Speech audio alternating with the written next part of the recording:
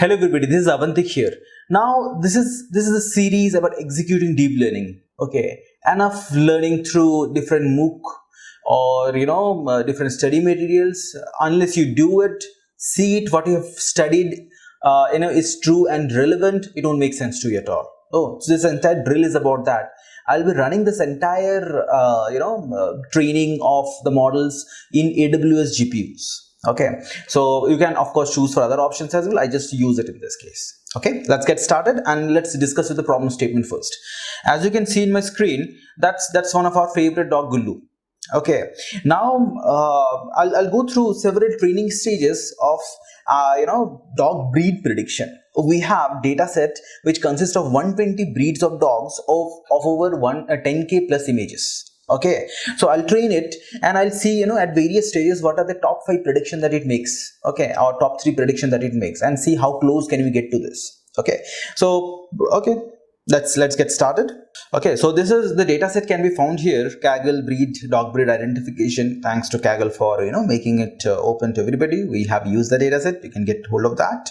And there is a labels.csv file. Okay, so this is how it looks like. Okay, you can see this is some ID and this is the breed of the ID. Okay, so and if you want to see how the data looks like this. These are like different dogs here, and this is the ID. So you have a ID to breed mapping file, and you have the data. Okay, this is what we got now.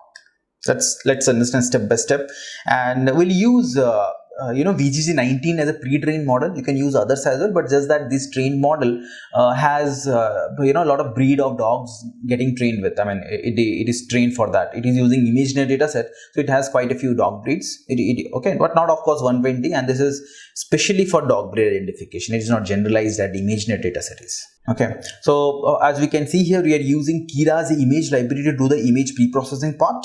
Okay, and sklearn library we are using for label encoding part. You can use otherwise as well, but this is what we have been using. We are using matplotlib for visualization, and Keras has a way or handler to take callback functions. Okay, this is early stopping is one of them. So that is what Keras is doing here. Now let's see. Okay, so initially what you have to do is you have to get the data right so that we can do the training and all this stuff. So we have this labels.csv file. This is what it looks like. We have ID and breed. Okay, and you have the training images here, and the files. This contains the name of all the images. Okay, that means the ID, the name of the file is the ID that is mapped here. So this contains the name of the images. Okay, so what we are trying to do here, this is one point we need to take, consider when you are, this is AWS Linux. So the ordering won't be same as Windows. Okay, so you have to make sure the order in which the files are kept in the directory. Okay, what I mean by that is this. Right, the order in which we know the breed mapping. So we should do based on this ID, not directly. Okay, so for that we are you are merging it based on ID. So this is the ID of the files. Okay, in the order. Okay, this is the file, and this is the ID of the breed. You can see the order is different. So we need to merge it based on ID, and that's what we did here. Okay, at the end of merging, this is the ID of the file, and this is the breed. Okay, that's the mapping we have now. We basically would use imread of matplotlib library to actually read the data and read the image and convert it into NumPy. And of course we can use it to see here. This is one of the photo that is present in my training data set. Remember, Gullu is not there in my training data set. Okay, that's our favorite dog, Gullu. Okay, it's not there in the training data set. And I think folks who already know and dog lovers who know this is a Labrador. Okay, and we'll see, and it has quite similarities with golden retriever also. We'll get to that. Why I'm saying all those. Let's see. So we have the data ready. We have the mapping information. Then that means this is what it is. This is the ID of the file. This is the breed. Okay. So what is the first thing that you need to do? You need to convert this ID into the contents of the image. So for that, what we have to do is we need to this is one thing that we have to convert images to NumPy array. Okay, basically we need, this is 10,222 images, and each image we are reshaping it to 224 cross 3. That's because VGG wants that by default. Okay, we can use others also, but that is the default thing for VGG. So that's what we will be doing. 224, 3 and 10,222 images. So you can imagine 10k images stacked over each other. That's what Okay, and when you're in the neural network world, your output should be the target should be as one hot vector. So we have 120 breeds of dogs class here. Okay, dogs breed here. Let's see. So label info breed unique. This is giving me 120. So we know that the training data has 120 breeds of dog. Okay, so that's what. So we are using label encoder to convert this into number, and then you are using to categorical to convert each number into vector. Okay, each number into vector. Like there are 120 classes, right? So you will be representing that as a one hot vector, 120 of size. So that's why the output becomes 10k comma 120, because each class will be representing one hot in that 120 bits. The rest of them will be cold, that is 0. Okay, so I believe, just a recap here, how the training data would look now. The train feature data would look like this. Okay, the target data would look like this. Now, certain callbacks and registration. So this is one callback that we'll be using, early stop, and it's pretty useful in production, because you cannot keep on running training model as long as possible. You need to configure it so that with some patience level. Okay, patience level. We are creating an early stop here. What happens by this is, if the model stop converging, because of this guy, the execution will stop. Okay, and you can mention how many iterations if the model does not converge. Okay, if it is 2, that means if first time it reaches 2 times the same value of certain loss or accuracy, will stop over there. Okay, so now that we are ready with the data creation part, from files we actually convert into numpy, from labels we convert into a vector. Okay, then one hot encoder, like time to basically create the model now. And as we discussed earlier, we'll be using VGG19 here. Okay, you can give it a shot with other models as well. I'm using VGG19 because of limited layers here. Okay, and the good results it has shown in the past. Okay, so we'll be using that, and in the first attempt, what will I do is, I'll just get the model. Okay, these are pre-trained model, that means you have weights and it's all trained for you. Okay, I want to just remove the last layer, because last layer is trying to identify more complex information. In this case, it was trying to identify one of those 1000 classes. Okay, I am stripping that out by mentioning it here, include top is equal to false. Okay, now post that, what you're doing here is, we are actually, after this, we are trying to create a next layer. Okay, and the next layer consists of something known as global average polling 2D. Let me explain what it means. Okay, this is not my diagram. I got it from internet, and okay, thanks to folks who created this. Okay, so what is this global average polling? So before this layer, it is all playing with the same spatial dimension, like means the data, the image, right? It has some spatial dimension, so height, width, and depth is there. So what this global average polling tool is, it actually prevents overfitting by reducing the content. As you can see here, rather than height and width, it just retained the depth part of it and made it one dimensional. And that is what your global average polling 2D does. It actually prevents overfitting. It converts your data from this format to this format. Okay, that's what it is doing, and you are basically connecting it to the output of the current whatever state you have. You are connecting it to that global. Then you have a dropout. Dropout will actually further reduce 20% of the neurons from learning the parameter, learning the weights. Okay, that's what it is doing. This will prevent overfitting the last layers. Okay, and number of classes that you are trying to identify is 20, and you are basically doing a multi-class classification, so it's softmax.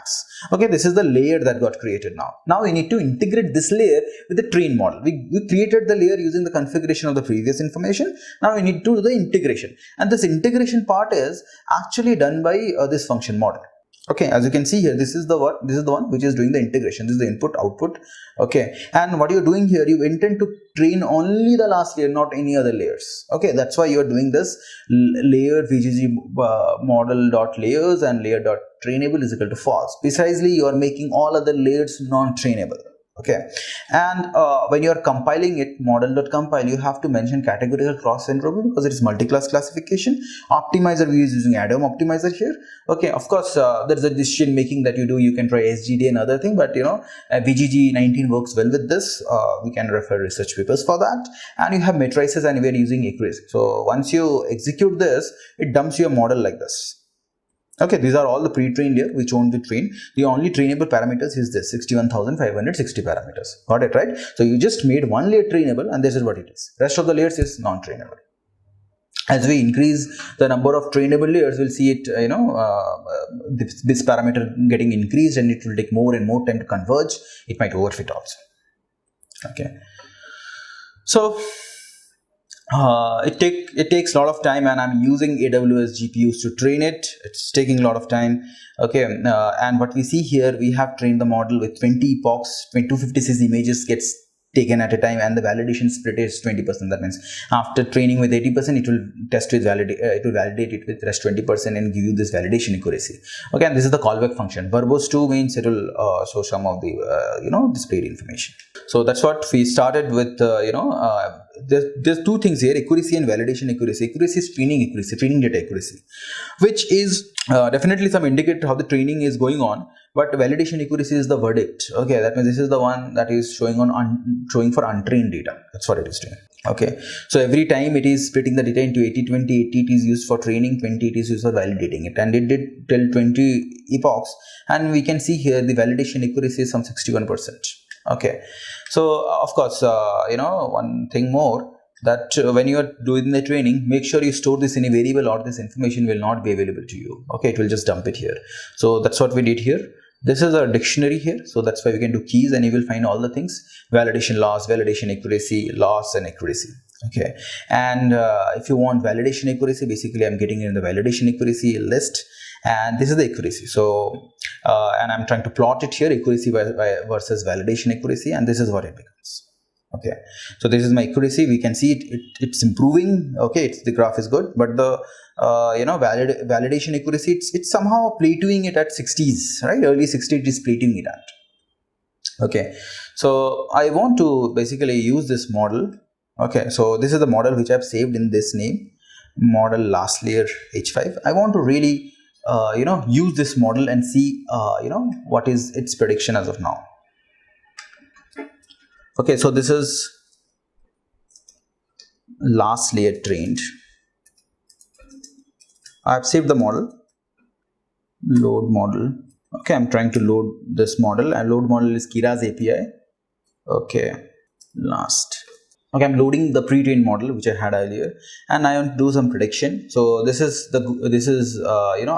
Gullu's image that I've loaded. I've done some basically all the needful conversion that is there. So last layer model. Yeah, let's now load the model and now verify how things are. Okay, so I'm using this. This is what I have done. We've trained only the last layer. Okay, with whatever data set we had. That's it. We are now loading this image, the model, and after loading model, we have Gullu's data already loaded here. The image, it's being pre-processed to the size that we need. So we basically would call the predict function, and we can pass the image data here. Okay, this should return you a result. Remember, the result will be a vector of 120 size, where each value will correspond to the probability of it belonging to that particular class. So we can have top 3, top 5, whatever we have. So this is what it is. So we want to basically see top 5 prediction of it. Okay, what is the situation now? So okay, so this is basically returning your top 5. Okay, so what it is doing here, it is sorting it, getting the last 5. Okay, and this is what it is. So this is the indexes here, right? Now what we want to do is we want to actually see the values, see the names, because this does not make a lot of sense, right? So in the top earlier we used label encoder to convert it, right? So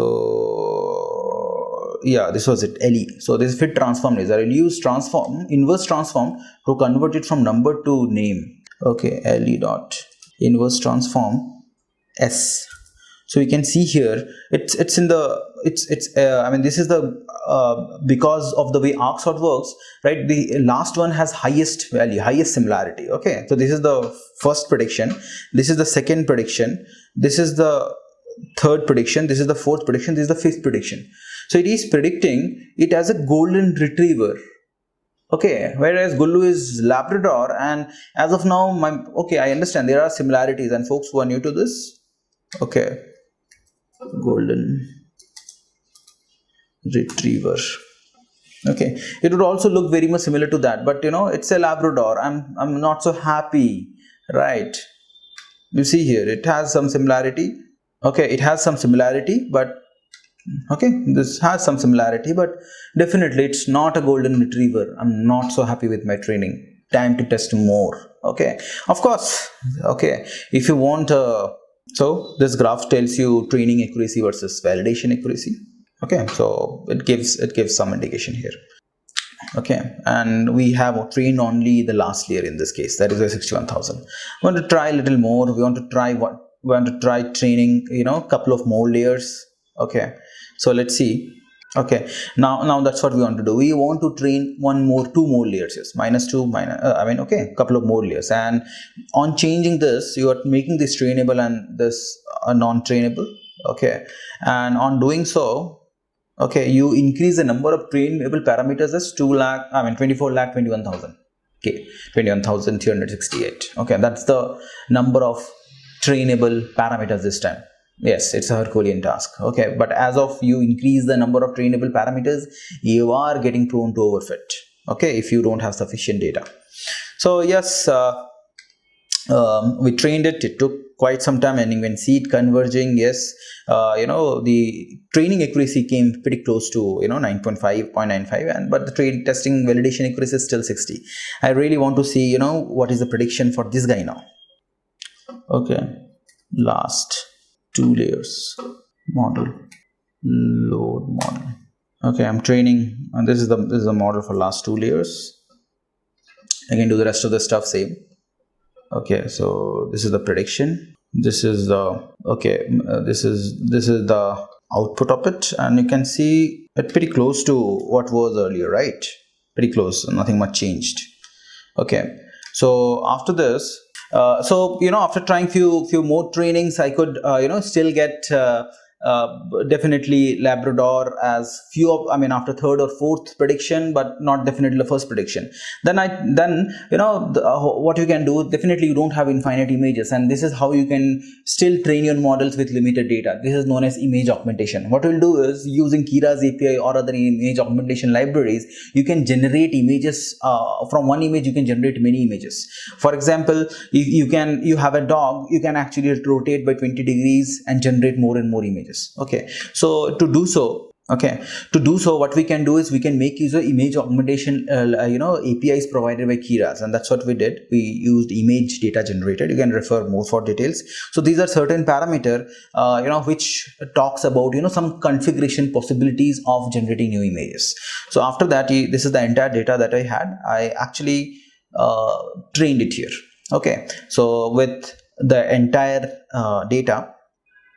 Okay, so this is like data generator now. Okay, now it is in like an iterator. It will generate images for you, and if I use the fit generator function, you don't generate image and save. It will generate image, pass to the model, and the model will be trained, and it will carry on. So this is like, it will use CPU to generate image, GPU to train the model. That is what it will do. Okay, so that's what we are doing with model fit generator function. Okay, using this model fit generator function, it is training the model. Okay, and we are using the same layers here. Okay, so and we are saving it image augment 5. Okay, same model, just that the data changed here. Okay, only the last layer is different here. So image aug 5. So let's see now what is the prediction for that. I'm changing here to Gulu.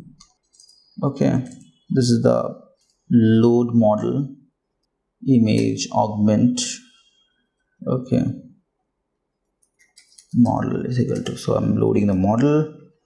Okay, and this is the prediction part. Okay, this is the dump of it, and if I want to do the transformation. Okay, so this is the transformation.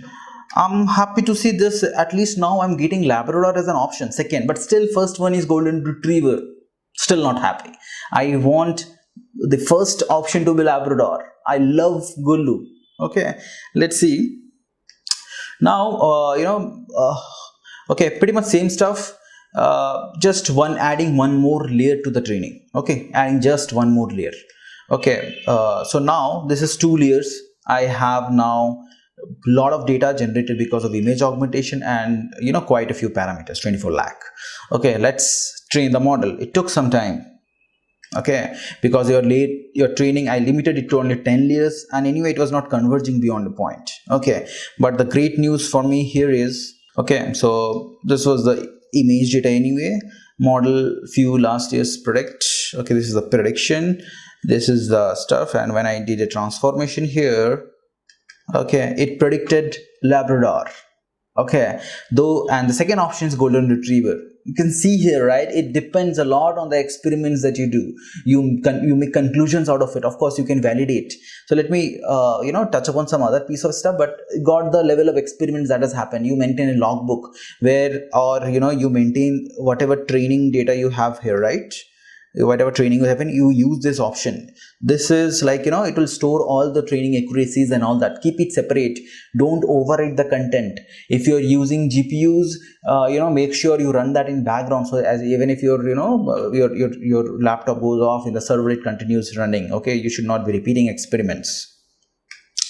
Okay, and in this images and all, you want to know, okay, first prediction is great, but you want to see how accurate is this model for till third prediction. What is the accuracy? So for that, fancy piece of NumPy code here we can do. Okay, so what we can do here, so this is doing the prediction, this is getting till third prediction, and few NumPy fancy stuff here, so that we get if in the third prediction our accuracy is coming correct or not. Okay, so that's what it is happening here, and based on that it is giving you the accuracies. Okay, the code will be available in the link, but you can check that out, and let me know if you have any feedback. So to cut it short, what we did throughout, we got this dog data of there are 120 types of breed that is there. Those 10k images. We did some training without augmentation initially. We didn't get good results, though the accuracy, the validation and all that, was still not happy with the results. I went ahead and did some image augmentation, trained the model against with that. Similar model, one was with on last layer learning, one was with last 2 layer training. So with this model, what we got in the last experiment, we are getting good results from some live experiments. Thank you, and see you in the next video with some new projects. Thank you.